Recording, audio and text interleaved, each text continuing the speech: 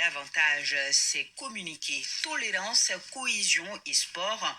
On pourrait le qualifier ainsi ce reportage qui va suivre. La rédaction fait ce soir un focus sur un bel exemple de couple mixte à Bamako, des couples ivoiro-maliens qui ont fait le pari de l'union autour de l'essentiel, l'humain et ses valeurs. Maliens ivoiriens unis pour le pire et le meilleur, une chose plus grande qui va au-delà de la CAN avec cet affrontement de titans.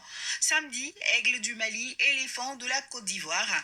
Moussa Papa Aïdara et Moussa Togo sur l'esprit de convivialité des Maliens et Ivoiriens à Bamako. Suivons ensemble. À Yamakolo, quartier situé en commune 6 du district de Bamako, vit depuis 8 ans le couple Cissé. Si monsieur est ivoirien, madame est malienne. Un couple mixte qui ne laisse pratiquement rien apparaître de leur nationalité, sauf les maillots qu'ils portent aujourd'hui. Une vie en symbiose qui naquit d'une simple visite à Bamako. J'avais initié un projet avec l'ambassade des États-Unis dans le cadre d'installation des clubs d'anglais. Voilà, donc elle était dans une école, voilà, elle faisait partie du club d'anglais, elle se débrouillait pas mal. Il faut savoir que monsieur était célibataire, bon, ça rendait un peu visite, ça se jouait les gentils un peu, voilà. On a essayé d'impacter l'étranger et puis bon, il est tombé dedans. Dans ce ménage, Madame Sissi a même perdu son accent malien. Elle s'est vite confondue à sa belle famille, chose qui n'est pas fortuite. Il me chouchoute. Il s'en va au marché, il va payer les condiments. Souvent, même quand je ne me sens pas bien, c'est lui qui fait la cuisine, il vient me donner. Donc, tout ça là, c'est un plaisir. C'est pas beaucoup d'hommes maliens qui peuvent faire ça. Voilà. Le choix n'est pas venu parce qu'elle est malienne, le choix parce que nous sommes les mêmes. Quand on nous regarde, si on ne dit pas je suis de tel ou de tel pays, nous sommes les mêmes, il n'y a pas de différence. Mamadou Cissé fait partie des 10 000 Ivoiriens vivant sur le territoire malien. L'intégration entre Ivoiriens et Maliens est facile à Bamako, d'autant plus qu'il n'y a pas de barrière de langue et les cultures s'apparentent. Une fraternité visible un peu partout. L'intégration, ça commence par la libre circulation des personnes et des biens. Il y a ça. Il y a l'ouverture donnée par les autorités. Quand on sonne à la porte, quand un Ivoirien a des soucis, quand je prends le téléphone, j'appelle un commissaire ou une autorité, quand il est disponible pour me recevoir, pour discuter avec moi, pour me faciliter la tâche. C'est ça aussi l'intégration. Donc, sur ce plan, ça va. L'événement tant entendu, c'est bien sûr le duel sur les gazons entre les Aigles du Mali et les éléphants de Côte d'Ivoire. Un match qui n'est pas sûr de gâcher l'ambiance dans cette famille. Notre véritable pronostic, c'est la victoire de l'Afrique. Il faudrait que, quel que soit l'issue de ce match-là, que chacun de nous comprenne que la CAN, c'est une fête africaine. Que chacun s'inscrive dans ce sens. C'est un sport. On peut gagner comme on peut perdre. Mais quand on sort des injures, quand on sort des attaques et autres, voilà, c'est tout quoi. Mais j'aimerais bien que le Mali puisse marquer au moins 2 buts. 2 buts contre 0 pour la Côte d'Ivoire. C'est méchant. C'est pas méchant, c'est pour ne pas décourager la belle famille en fait. Voilà. Il est 13h, un petit creux nous amène dans un restaurant ivoirien. Chez Edwige, Maliens et Ivoiriens se côtoient autour de la gastronomie ivoirienne. La tchéké et le foutou semblent être les plats préférés de plusieurs Maliens. La majeure partie de ma clientèle, c'est les Maliens. Parce que le Malien même est un grand voyageur. C'est mes amis. Tout à l'heure, si vous êtes là, vous allez voir. Je les taquine beaucoup, on se taquine et tout se passe bien. Mon souhait même, c'est que le Mali gagne. Parce que si le Mali gagne, je sais qu'ils viendront dire, ah, Ivoiriens, on t'a gagné, mais tous ceux qui vont venir, ils vont manger, ils vont boire. Ça va me faire plaisir. La messe du football africain de ce samedi est surtout convoitée par l'esprit du jeu que par le score. Le samedi, on va sur le terrain du sport. Nous restons à la maison devant nos écrans, c'est dans le cadre du sport. Ne sortons pas de ce cadre du sport. Quel que soit le sud du match, donnons-nous la main, avançons ensemble, évitons tout ce qui est violence, tout ce qui est injure. Voilà. Les gens comprennent que c'est uniquement un match de football. Ça ne vaut pas le coup d'enflammer et puis d'appeler les gens à d'autres choses qui ne sont pas, qui sont extra sportifs. Là, c'est pour jouer, c'est pour s'amuser. On dit aux enfants de ne pas faire palabre. Il n'y a pas de palabre dans ça. Parce qu'on dit toujours au quotidien, le match, c'est pour quelques minutes, c'est match. 45 minutes, 45 minutes. et puis c'est fini. Après le reste de la vie, on est toujours ensemble. Le fair play autour de cette CAN serait une aubaine pour renforcer plus les liens de fraternité entre les deux pays. Quand tu connais l'histoire, quand tu sais que Oufouille s'est déplacé pour la création du RDA à Bamako depuis 1946, tu dois savoir que ces deux peuples-là sont historiquement liés. Et puis nous partageons plus de 500 km de frontières.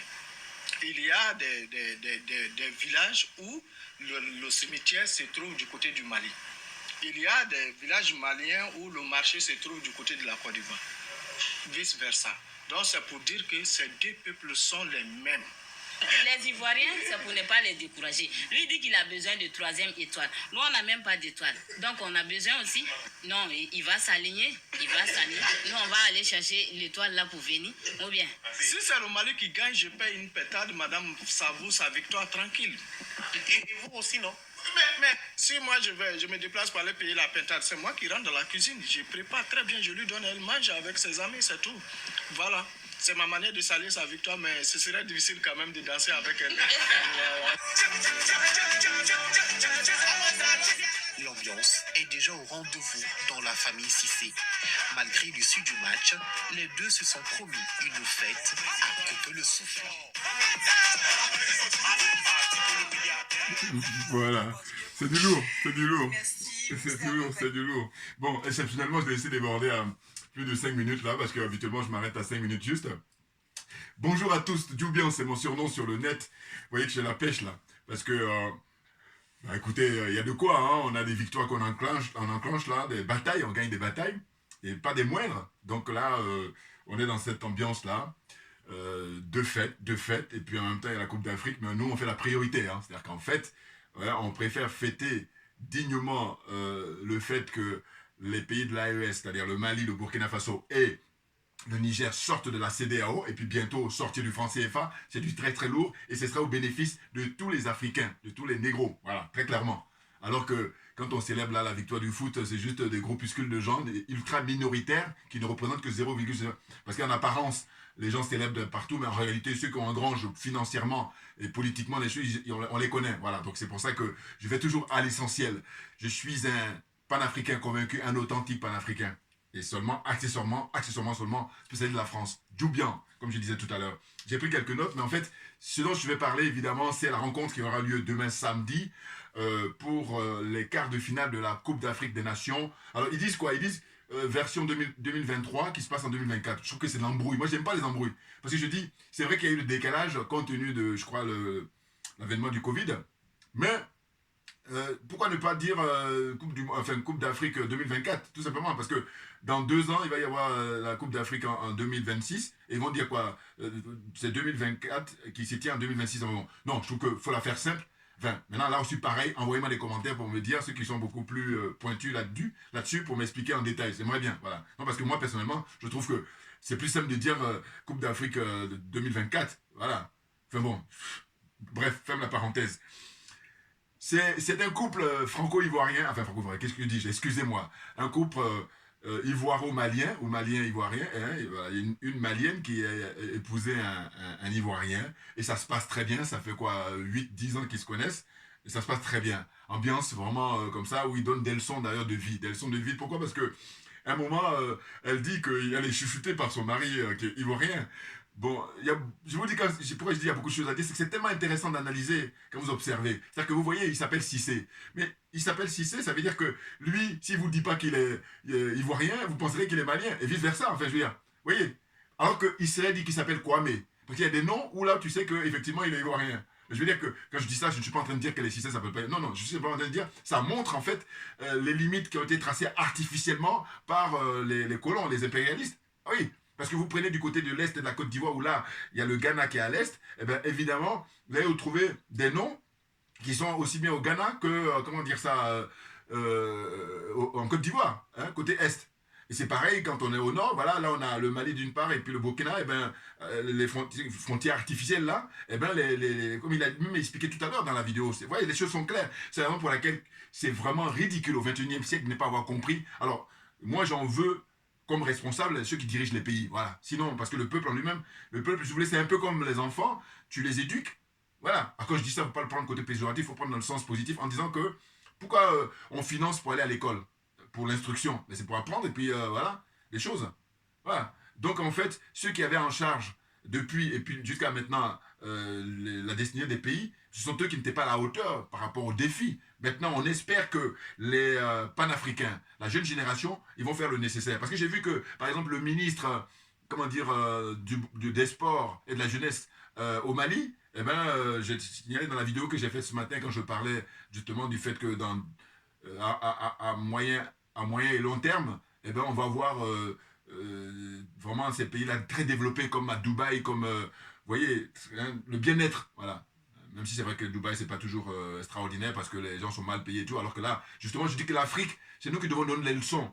Mais réellement, et là, il faut être, comment dire, apte hein, à occuper les postes. C'est ça. Parce qu'il y en a qui sont à les postes là, la plupart, ils ne sont pas à la hauteur.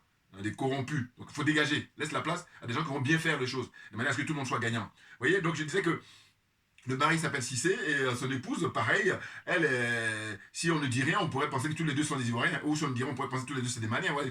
Donc c'est pour ça que maintenant, là, tous ceux qui vont prendre les rênes du pouvoir dans les pays, hein, eh ben, il faut agir comme les frères d'armes enfin, au Mali, au Burkina et au Niger. Ils assurent. Parce que regardez là, en peu de temps, moi je m'intéresse à l'espace de temps.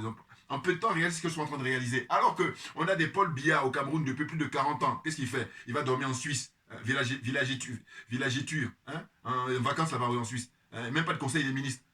N'importe quoi. Qu'est-ce qu'il y a encore Sassou Nguesso, franc-maçon. Hein, lui, ça fait combien? Pareil aussi, 38-40 ans au pouvoir. Qu'est-ce qu'il fait? Regardez l'état de son pays. Sur le plan sanitaire, sur le plan de l'éducation, construction des écoles, hein, tout ça. Il n'y a rien, que dalle.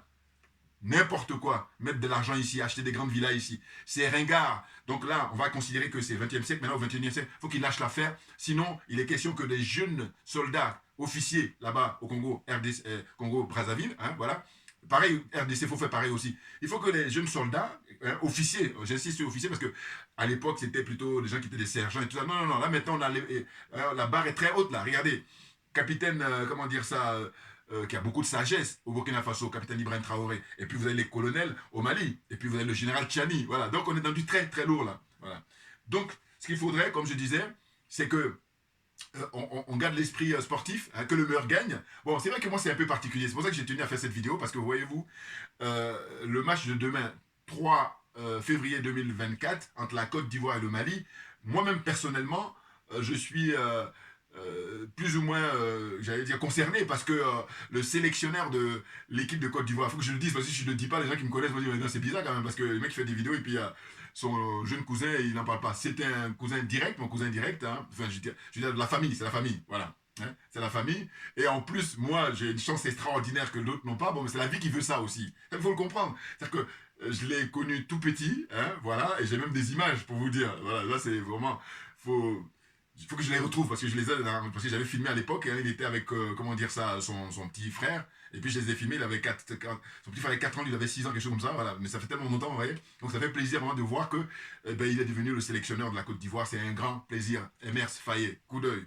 hein, comment dire, un big up, j'allais dire, bon. Très heureux. Moi, ça, de manière générale, quand les gens réussissent, je suis content. À plus forte raison, là, c'est quelqu'un que je connais très bien, qui est un jeune cousin à moi, beaucoup plus jeune que moi, naturellement. Mais un garçon formidable, je vous dis. Je parle par connaissance de cause. Hein, c'est bien élevé, très calme, tranquille. Voilà, vous voyez, là, même les critiques, enfin, en tout cas, les journalistes enfin, qui écrivent là, ils disent, voilà, très humble. Voilà. Hein. Donc, c'est pour ça que, là, je vais dire que le meilleur gagne. Sachant que, personnellement, moi, je suis dans un engagement politique. C'est la raison pour laquelle je souhaite que ça soit le Mali. Parce que je dis, si le Mali gagne cette Coupe d'Afrique, la portée n'est pas la même que si c'est la Côte d'Ivoire de Alassane Draman Ouattara. Voilà. C'est plutôt ça qui me dérange. Voilà. Parce que, regardez, vous allez voir que si la Côte d'Ivoire gagne, les Maliens, ils vont être fair play. Mais le contraire, je ne suis pas sûr de ça. Je le dis là, aujourd'hui, on est à la veille du match, hein, parce que ça commence. Regardez à Salfo, le leader du groupe Magic System. Il paraît qu'il a sorti un truc comme ça sur ses réseaux sociaux en disant qu'il faudrait que les joueurs ivoiriens pensent aux 49 soldats. Et après, il paraît que quand on l'a interpellé là-dessus, parce que les gens ont commencé à être indignés, il dit non, c'est de la plaisanterie. Non, on ne plaisante pas avec ça.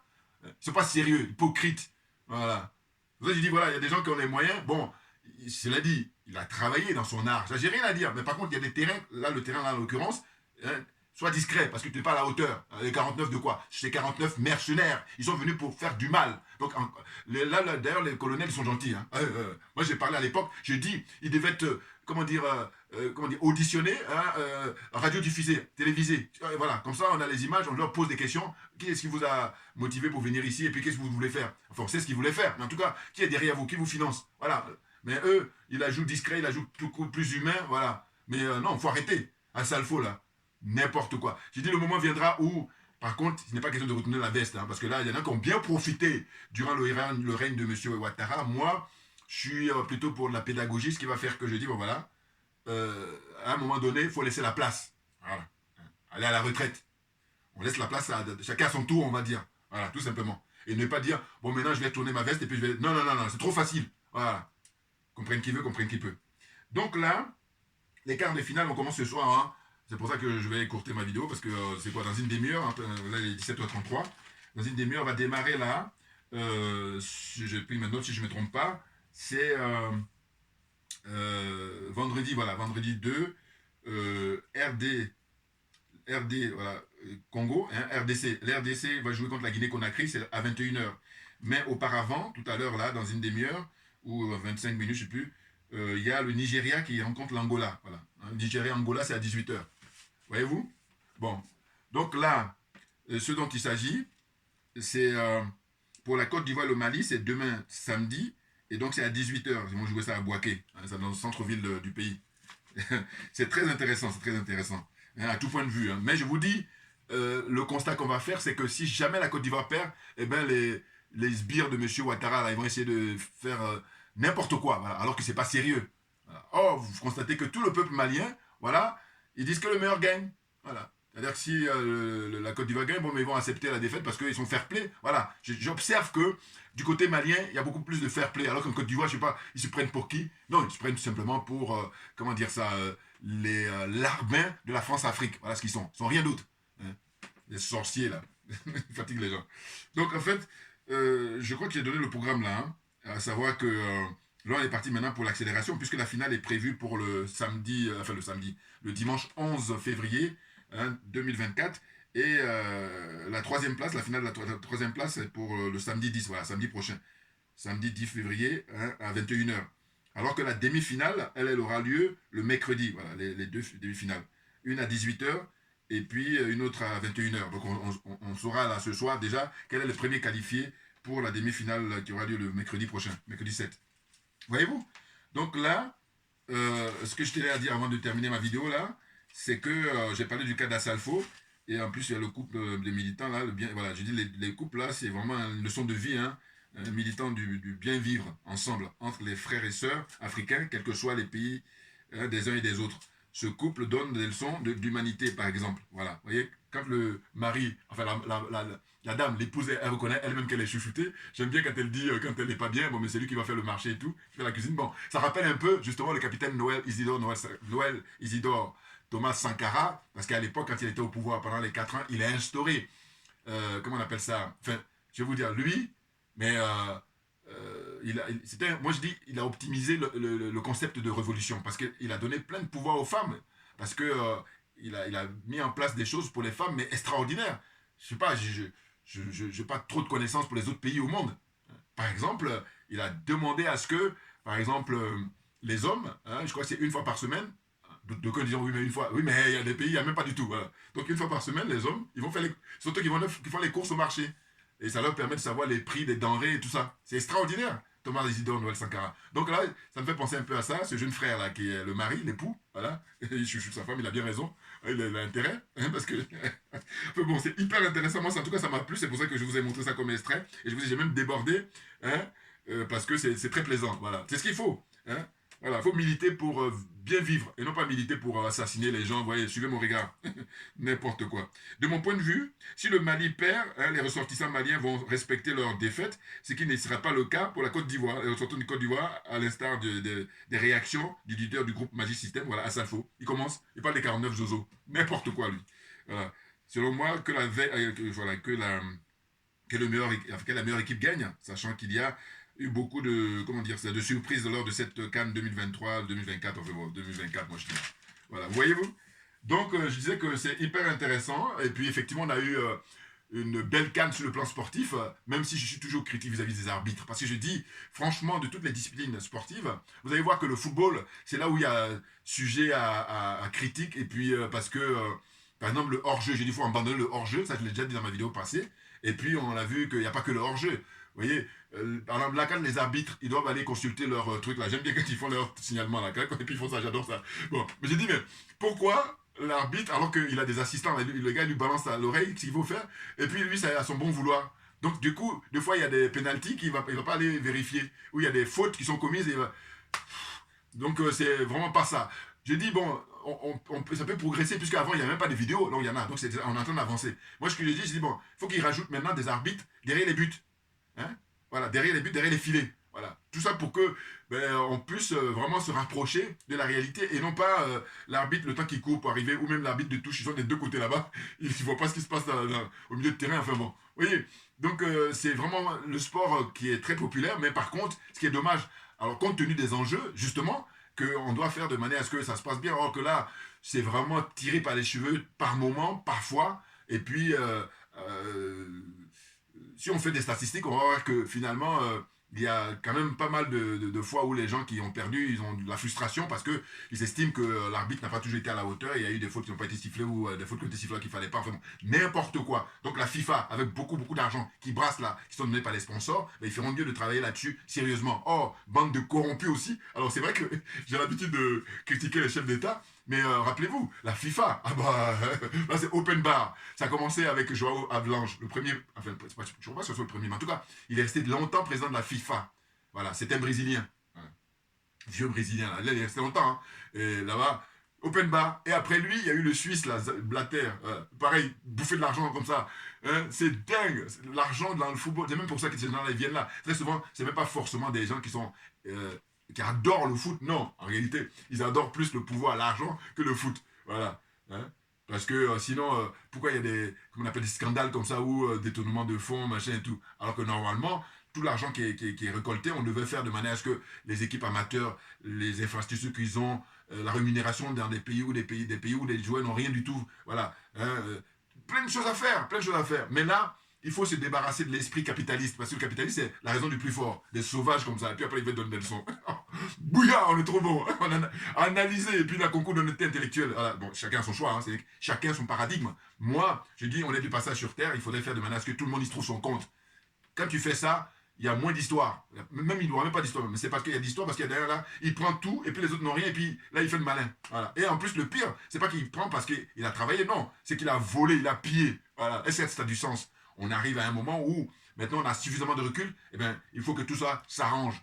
Voilà. Alors, j'imagine d'autres là qui vont dire, oui, mais toi, t'es, comment dire ça, rêveur ou bien naïf. J'ai dit, voilà, pareil, je vais reprendre mon refrain encore. J'ai dit, les mêmes qui vont vous traiter de naïf, les mêmes, hein, c'est les mêmes qui vont vous traiter de parano, suivant quand ça les arrange. Et moi, je dis, je m'inscris en faux. J'ai dit, je vous ai détecté. J'ai dit, voilà, je préfère qu'on me traite de parano. Pourquoi? Parce que les mêmes, si tu fais preuve de vigilance, on dit, oh, mais t'es parano. Mais si par contre, tu essaies de jouer de l'humain, voilà. Parce que je dis, voilà, moi, j'ai réfléchi aussi sur la question. Quand on dit que vous êtes, comment dire ça, naïf, en fait, selon moi, hein, alors que c'est une réflexion personnelle, beaucoup réfléchi là-dessus. En fait, je dis, c'est à défaut de dire, vous êtes humain. Oui. Je l'ai dit déjà dans mes vidéos anciennes. Hein. Donc, ceux qui ont vu mes anciennes vidéos, j'avais déjà développé ça. Je dis oui, parce que j'ai beaucoup réfléchi. Je dis, mais très souvent, quand on dit, mais vous êtes naïf, c'est à défaut de dire, mais vous êtes humain. C'est tout. Voilà. Bouillard. J'ai dit, il y a des gens qui ont plein de diplômes là. Vas-y, développe là. Voilà. Mais simplement, il faut être fair play. Voilà. Là, surtout que je fais une vidéo sur le sport. Là. C'est ce qui nous manque, être fair play. C'est-à-dire reconnaître la qualité de ton adversaire. Le mec, il assure, il apporte des arguments. Hein, à tout point de vue, mais tu dis non, chapeau. Et puis, mais de bon cœur, hein, pas du chapeau et puis t'es pas content. Non, ça là, ça n'a pas de sens là. Il vaut mieux même ne rien dire. Voilà. Faut le dire de bon cœur. C'est-à-dire que tu reconnais que, voilà, il y a du mérite. Hein, et puis on avance. Et puis toi aussi, tu as quelque chose que l'autre n'a pas. Et puis on échange. Et puis tout le monde est gagnant. Voilà. Donc je dis, hein, dorénavant, diffusez mes vidéos au maximum. Hein. Si vous trouvez quelqu'un qui va dire, oui, t'es naïf, tu dis non. Tu dis, je suis naïf, mais en fait, ça sous-entend que je suis humain. Parce que toi, tu n'es pas naïf là. Tu es calculateur, tu n'es pas un humain. Voilà. Comprenne qui veut, comprenne qui peut. Et puis là aussi, pareil, chacun a son approche là-dessus, hein, sa réflexion. Maintenant, on dit qui est plus proche de la vérité.